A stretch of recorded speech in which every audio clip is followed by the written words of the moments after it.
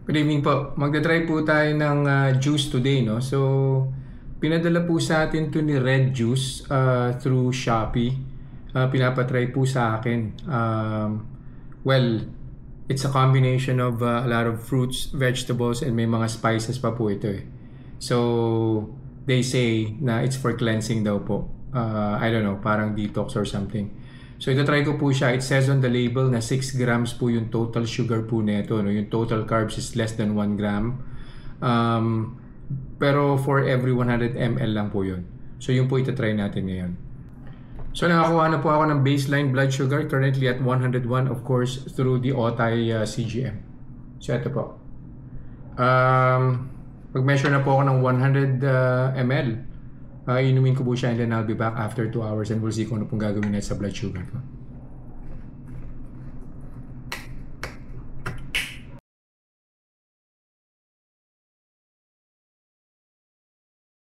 Reminders lang po, huwag pong mag-aanli. Always eat in moderation. Hindi po ako doktor, so whenever in doubt, konsulta po kayo sa doktor ninyo. And yung results po ng mga review na ginagawa ko, it may vary. So huwag niyo pong i-expect na yung resulta sa akin is magiging kapareho po ng resulta sa inyo. So yun lang po. Have a nice day. Conclusion na po tayo. Then po sa tinry kong juice today, no? Yung red juice. Nag-start po yung blood sugar ko at 101. First hour, umakyat po siya 122. So bago po siya umakyat ng 122, I think 5 minutes or 10 minutes before the first hour, nag 124 pa po siya. So yun na rin po yung peak, yung 124.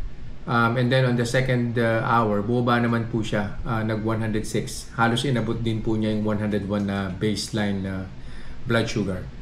So ang conclusion ko po, well, significant po yun from 101 to 122. So that's plus 21.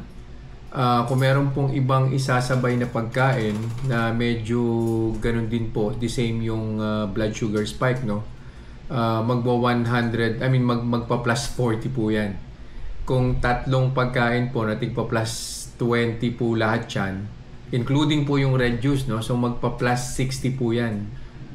Pero kung let's say bago matulog sa gabi at mababa na naman po yung blood sugar, iinumin nyo po ito. I don't think magkakaproblema. Or for example, nag-dinner po kayo at yung kinain nyo pong dinner or yung full meal po ninyo for dinner is high in protein, high in fiber, may kasamang fats, low in carbs, I don't think na magkakaproblema po.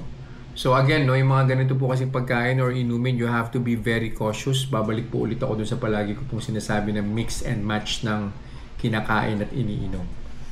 So yun lang po for this review. I'll see you guys in the next vlog. Bye-bye.